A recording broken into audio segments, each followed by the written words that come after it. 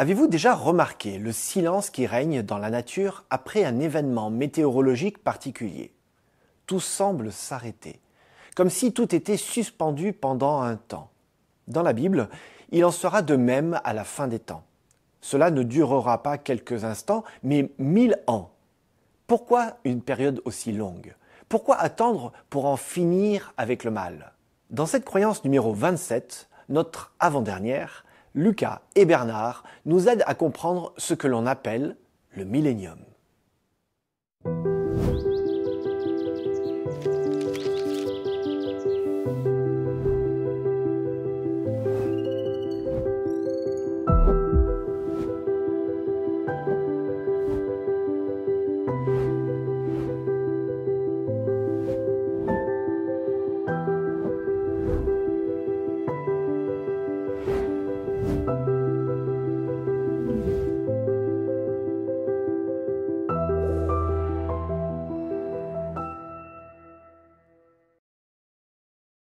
Bonjour Lucas. Bonjour Bernard. Allez, on se retrouve pour l'avant-dernière étape.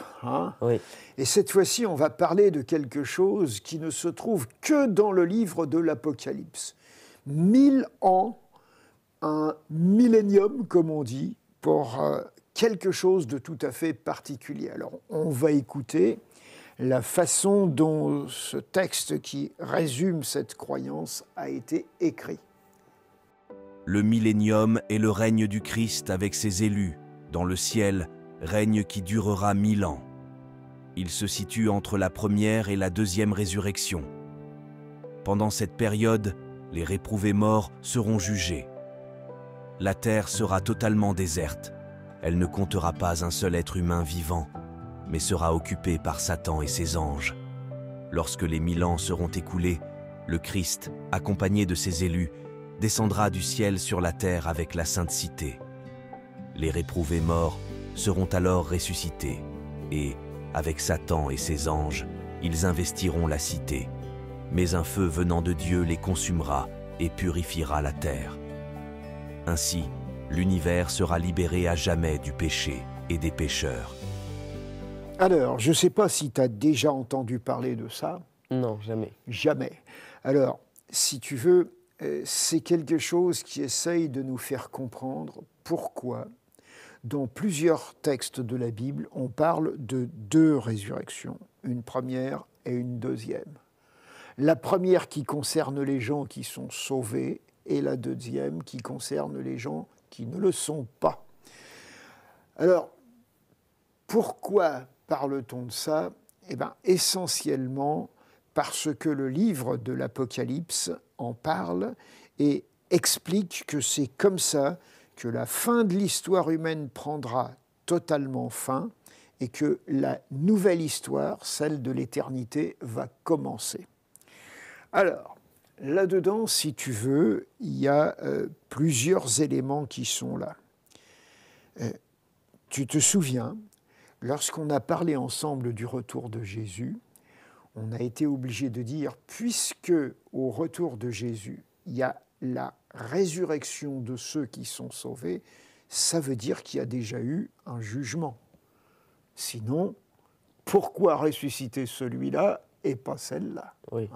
Et donc, s'il y en a qui ne sont pas ressuscités à ce moment-là, c'est que Dieu a déjà jugé. Et là, si tu as bien entendu, il est question de nouveau d'un autre jugement. Le jugement de ceux qui sont perdus, de ceux qui ne ressusciteront qu'à la deuxième résurrection. Et si tu veux, quand on lit une partie de ce texte de l'Apocalypse qui résume cette dernière étape de l'histoire, tu vas être attentif, on va expliquer qu'est-ce qu'il juge, comment il juge et qui juge. Alors on va lire ce texte qui est dans le livre de l'Apocalypse, donc au chapitre 20, et c'est à partir du verset 4 que nous allons lire ça. On écoute. Et je vis des trônes. Ceux qui siégeaient sur ces trônes reçurent le pouvoir de juger. je vis aussi les âmes de ceux qui avaient été décapités à cause du témoignage rendu à Jésus et à la parole de Dieu. Ils ne s'étaient pas prosternés devant la bête, ni devant sa statue, et ils n'avaient pas reçu la marque de la bête sur le front, ni sur la main. Ils revinrent à la vie et régnèrent avec le Christ pendant 1000 années. Les autres morts ne revinrent pas à la vie avant que les 1000 années soient passées. C'est la première résurrection. Heureux ceux qui ont part à cette première résurrection. Ils appartiennent à Dieu, et la seconde mort n'a pas de pouvoir sur eux. Ils seront prêtres de Dieu et du Christ, et ils régneront avec le Christ pendant les 1000 années. Alors, si tu as été attentif à ce texte, on répète à plusieurs fois pendant 1000 ans. Oui. Et puis, ce qu'on espère nous dit, c'est que il y a des gens qui vont être installés sur des trônes et qui vont régner avec Dieu. Et on nous précise qui sont ces gens-là. On nous dit ce sont ceux qui ont été mis à mort à cause de leur foi. Ce sont ceux donc qui ont été persécutés, mais ils ont été persécutés parce qu'ils ont refusé d'adorer la bête et sa statue. Et donc, que c'est des gens qui, à cause d'une attitude qu'ils ont eue pendant leur vie, ont été victimes de méchanceté, d'agression, de persécution. C'est donc, ça nous renvoie, si tu veux, à ce qu'on avait dit lorsqu'on a parlé du grand conflit. C'est-à-dire que la vie humaine présente sur cette terre, c'est une vie où on est en lutte entre le bien et le mal. Et que quand on est, disons, persécuté, souvent c'est parce qu'on fait ses efforts pour ne pas se laisser gagner par le mal et pour résister en faveur du bien.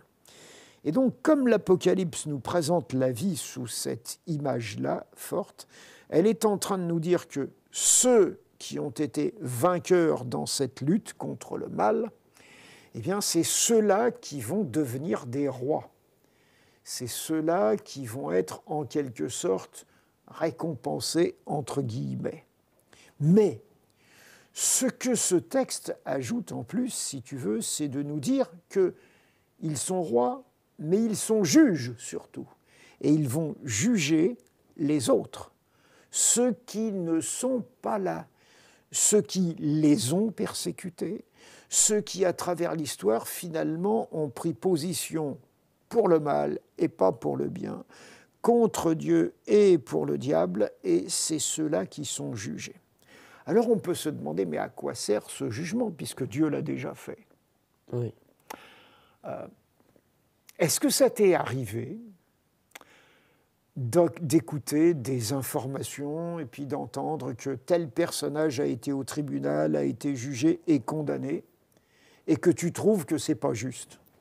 Je sais plus, peut-être que ça m'est déjà arrivé, Ouais. mais j'ai pas d'exemple là. T'as pas d'exemple comme ça qui vient. Mais ça arrive assez souvent que des êtres humains trouvent qu'un jugement prononcé par des hommes à un tribunal est injuste, que c'est trop sévère ou que c'est pas assez sévère, etc. Et donc, qu'est-ce qui se passe dans les systèmes juridiques humains? Si quelqu'un estime que c'est pas juste, on va dire il fait appel. C'est-à-dire, il demande qu'il y ait un autre jugement et qu'on examine des faits nouveaux, qu'on prenne en compte des circonstances particulières et qu'on essaye de rejuger en tenant compte d'autres paramètres. Et on espère que de cette façon-là, on va obtenir un jugement plus juste. Ben, si tu veux, c'est un peu comme ça que ce texte est en train de nous dire, voilà, Dieu a jugé, mais Dieu est d'accord d'instituer un tribunal qui est fait par des êtres humains qu'il a sauvés et qui veulent vérifier, en quelque sorte, s'il n'y a pas des gens qui pourraient être sauvés parmi ceux qui ne le sont pas, qui ont été donc condamnés trop injustement, ou bien qu'il y ait des gens qui soient là avec eux et qui finalement, à leur avis, ne devraient pas être avec eux. Oui. Tu imagines, par exemple, hein, c'est juste imaginaire pour nous faire réfléchir, que Hitler soit sauvé. Est-ce que tu crois que tous les victimes de la Seconde Guerre mondiale seraient contents de voir Hitler? Non, pas du tout. Non, tu as du mal à imaginer ça. Hein. Et donc, s'il est là, il y en a qui vont dire non, mais il faut revoir ce procès un peu, il faut étudier la question plus en détail. Est-ce que vraiment il doit être là? Alors, si tu veux, c'est comme si Dieu disait aux êtres humains, je veux absolument que vous vérifiez, vous que j'ai mis avec moi, que vous vérifiez que je n'ai pas fait d'erreur, que le jugement est juste, que les choses sont correctes et que c'est bien comme ça. Parce que si vous allez vivre avec moi pour l'éternité, il vaut mieux qu'on soit d'accord et que vous ne soyez pas au travers de l'éternité en train de contester l'absence ou la présence de telle personne. Et donc, c'est comme si Dieu disait, mettez-moi en jugement, jugez ce que j'ai fait, pour qu'on soit bien d'accord les uns avec les autres. C'est un petit peu ça, si tu veux, qui se passe avec ce jugement-là.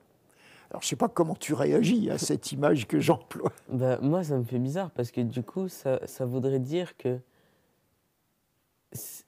Dieu, il a fait un jugement et nous, on pourrait le contredire. Ouais, on pourrait soupçonner qu'il s'est trompé. On parle bien de Dieu, donc oui. c'est bizarre qu'il puisse s'être trompé parce que nous, on ne connaît pas les personnes aussi bien que lui, il les connaît. C'est sûr. Mais si tu veux, si tu regardes les choses en les prenant d'un autre angle, c'est garantir que pendant l'éternité, il n'y aura pas de nouveau un conflit qui s'établit entre les hommes et Dieu. C'est donner aux hommes l'occasion d'avoir la certitude que Dieu a bien jugé. Et une certitude, c'est qui ne va pas être ébranlée par une circonstance, par une autre, mais quelque chose qui fait que le bonheur prévu par lui pour l'éternité ne soit pas gâché par une nouvelle révolte, par de nouveau ce que j'ai la dernière fois comparé à ce qui se passe avec la mort, qu'on débranche en fait l'homme de Dieu et qu'on dise on ne s'entend plus, ça ne va pas, on ne peut plus continuer comme ça. Oui. Ou ce qu'on a évoqué quand on a parlé du divorce ensemble. Tu vois ? Et si tu regardes dans ce sens-là, tu vas te dire, en fait, ce Dieu, il est certainement juste, mais c'est important que nous puissions le confirmer, que nous puissions le dire et l'accepter, que nous n'ayons pas l'impression qu'il est peut-être juste, mais comme de toute façon c'est le plus fort, je vais m'écraser. Hein ? Alors j'emploie des termes qui sont peut-être un peu forts, hein, mais si tu veux, on peut comprendre les choses un peu de cette façon-là, dans le sens où Dieu veut nous honorer, nous considérer comme des personnes capables de bien comprendre, de juger les choses, mais aussi comme des personnes avec lesquelles il veut être en paix pour toujours, pour que l'histoire du péché, du mal ne recommence pas, pour que le conflit soit vraiment cessé, que l'armistice soit total et complète. Oui. Ah. Alors, bien sûr, c'est des images qu'on essaye d'employer pour comprendre ce qui est l'enjeu. Mais voilà. Alors, dire que ça va durer 1000 ans, dans le livre de l'Apocalypse, il n'y a jamais de date très précise. C'est toujours un peu symbolique. Et 1000 ans, ça veut dire que c'est suffisamment long pour que ce jugement soit détaillé, précis, qu'on ne revienne pas en arrière, qu'on dise « Ok, j'ai la conviction absolue que c'est bon ». Et donc, il ne faut pas s'imaginer que c'est 1000 ans, que ça va commencer tel jour à telle heure et que 1000 ans après, le même jour, à la même date, ça va s'arrêter. Hein. Ce n'est pas ça qui est important, c'est que tout le temps qui est nécessaire va être alloué à ça. Et après ça, eh bien, si tu veux, l'éternité pourra se vivre sans aucune hésitation, sans doute, sans contestation possible. Voilà, alors, on se retrouve une dernière fois pour finir, pour lire le 28e paragraphe de ces croyances fondamentales. Oui. Ça va me manquer de plus te retrouver. Moi aussi. Allez, ciao, à bientôt. À bientôt.